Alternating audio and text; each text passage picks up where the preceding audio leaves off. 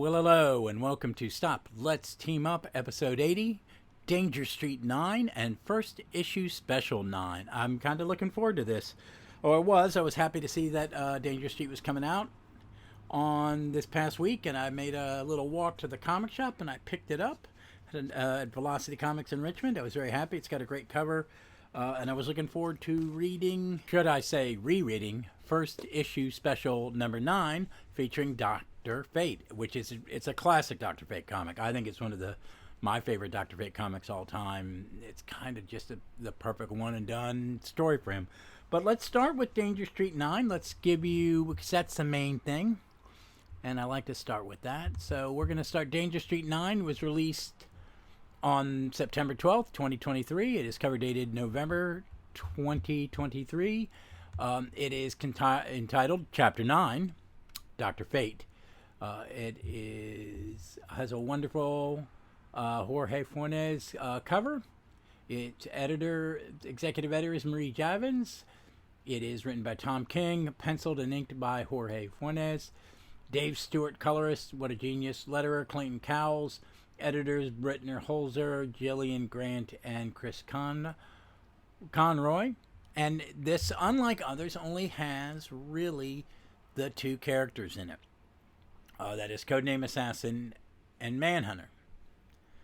And all it is an issue of banter and sword play and fighting between these two master killers who each have their own mission and their own reasoning for doing their mission.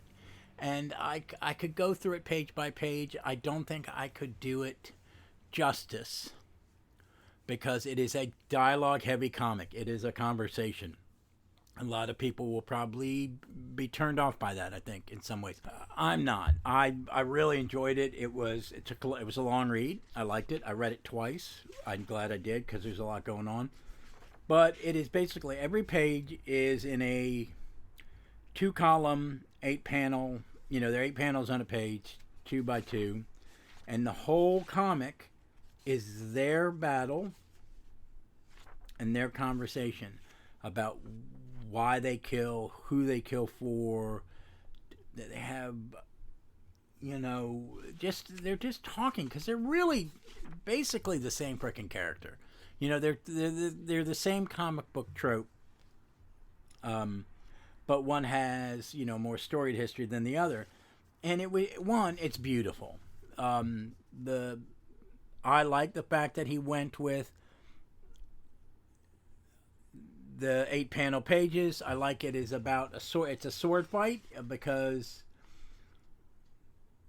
Manhunter's got Warlord sword and Assassin has the arm of Metamorpho turned into a sword. So it is very much like a sword fight in the old pirate movies or Princess Bride. But it's also the conversation of two warriors, two killers, and honor, about how they became who they am, how they became killers, and you get to see that Codename Assassin has the ability, I guess it's telekinesis, to hold up Manhunter, and at one point he tosses him to death, but saves him. And then the sword fight gets even more messed up. Manhunter throws his sword at Codename Assassin, and then he pulls the sword out of him and then cuts off Manhunter's leg. And the battle gets worse, and they fall on top of each other, bleeding to death. And then the conversation continues inside this black void. I mean, it's really amazing. I think it's really great. I mean, they even sit on the edge of the roof and have a conversation and share a drink. And then they're even in the afterlife or wherever this black void is, they are sitting on the edge of where the roof should be. It's just, I really enjoyed it. I'm looking forward to where this book is going. Like I said, I've really been into it since the beginning. This is, it's not something you would see in a modern comic, I don't think, with as much dialogue. Maybe I've been in this comic book. But in this way, I think it works. I think it worked really well.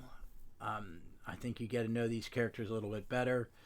I mean, it's a bit of a cliche, though, how I became the assassin, the noble killer, which I think sometimes gets old. But I'm enjoying it. I like this. I was like, where is this battle between these two guys going? And this was not what I expected, and I enjoyed the hell out of it. I think if you're reading the series, you're enjoying the series, you're really going to enjoy it. I think I'm going to go back and reread it. I'm thinking about going back and rereading the entire run in the next few weeks, just so I'm ready for it. Because we got 3 more months until it's over. And, I've enjoyed it. I'm not going to stop gushing about it. Well, let's talk about the first issue special number 9 with Dr. Fate. This is probably one of the best, it's just a great single issue comic. So this comic came out on September 18th, 1975. Ooh, wow, they're very close in date. It is cover dated. Hold on, let me go to the fancy hardcover, first issue special hardcover. December 1975.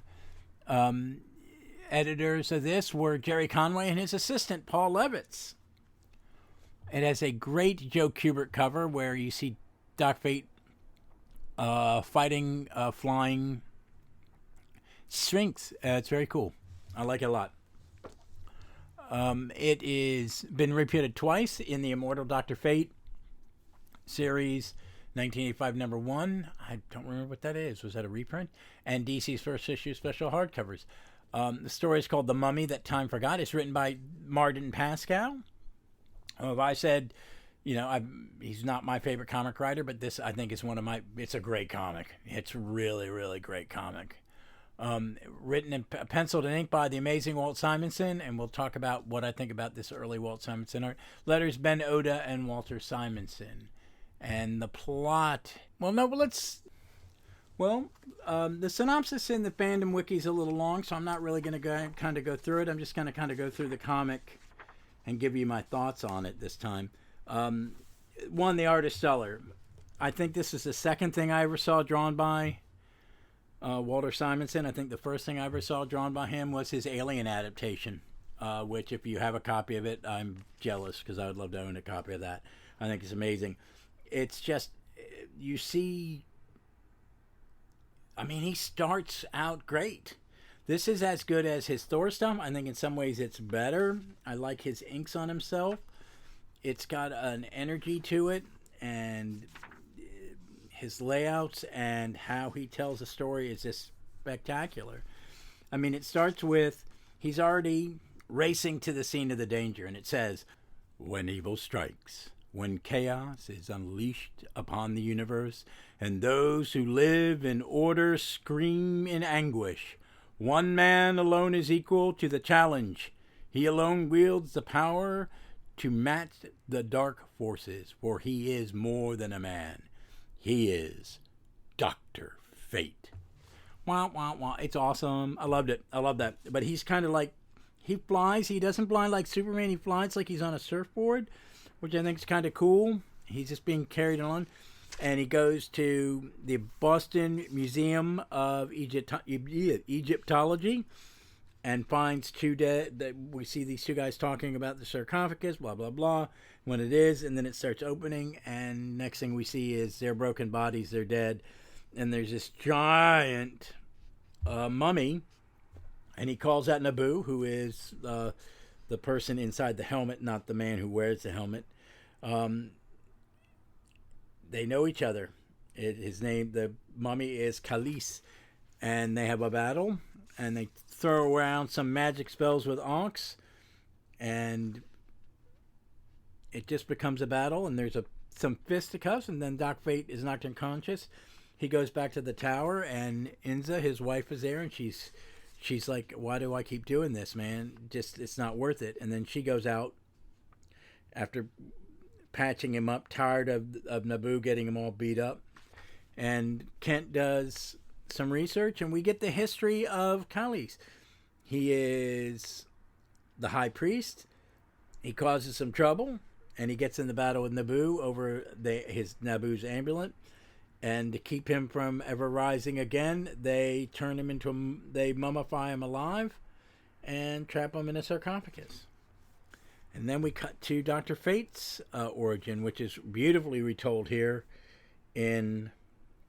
by Walt Simonson in a single page, where Naboo, while Kent and his father are on a dig, they open a tomb, a gas comes out, it kills his father, and Naboo saves the child and raises him. You'd think out of altruistic reasons, but we find out he's just creating a vessel so he can battle evil, as he is the agent of the Lords of Order.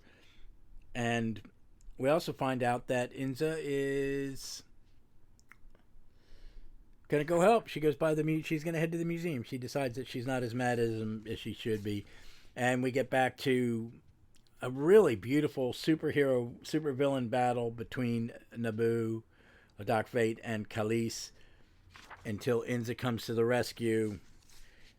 And then they move to Egypt when Khalees uses Dr. Fate's amulet that he's stolen to release the god Anubis. And Dr. Fate comes to stop him, and Anubis just doesn't care. It's Khalees is rejected, and then he is destroyed by Amun-Ra, another god, Amun-Ra, the sun god, who has been called by Dr. Fate. He gets his amulet back, and then him and Inza ride off. I don't think I did it justice with that horrible synopsis, but it's beautifully drawn, wonderfully laid out, wonderfully colored. I think it's a great comic. It is one of those perfect kind of one and done comics that gives you the whole good feel of a superhero comic. It's never talking down to you. It's beautiful action, and it's just stunning art by Walter Simonson. I cannot say enough about it. How they connect, this is the least connected. I mean, I think as we've gone through Danger Street, the title being the title of the Danger Street being the character that was in the original first issue special became less important. And I thought that when I read what was coming, what intrigued me about buying it and wanting to talk about it once I started reading it was that they would be more interconnected. I don't mind that they're not interconnected. This time I'm a little disappointed because we don't even get Dr. Fate, the narrator, because he's been our narrator throughout, telling us the fairy tale in a very Princess Bride kind of way. So I really missed that. But I thought the issue of Danger Street was still great. It was a way of telling the story of those two characters who really don't have a lot to them, and now do in a lot of ways. I mean, Mark Shaw has some, because Mark Shaw had his own comic, and Englehart did a lot with him, and he's introduced. He's a good character, and he's been new. Codename Assassin, not really. So, so next week I don't know what our thing is going to be, but I wanted to say that we will finish this up in the next couple months. I'm working on some Starman stuff coming up. Some guests. Dave and me recorded an episode. We have an idea for another one. I've got a guest for an upcoming Will Payton Starman. I've got Ron Fleming coming back. Me and him are going to record some episodes next weekend, and we're going to talk about The Thing Meets the Thing in Marvel 2-in-1, and I'm very excited about that. And I hope to have some other people. Work is allowed. I've had breaks in work, so I've been allowed to continue recording, but that could stop at any moment this month as things get crazy, because I have taken an interim position leading two teams. So, and I've been talking about it on the podcast. But, that time where I may need to pause may come up again. But I wanted to get this one out. I'm enjoying it. So, folks, as always, be smart, be safe, be kind to one another, and read some comics. Read some Dangers.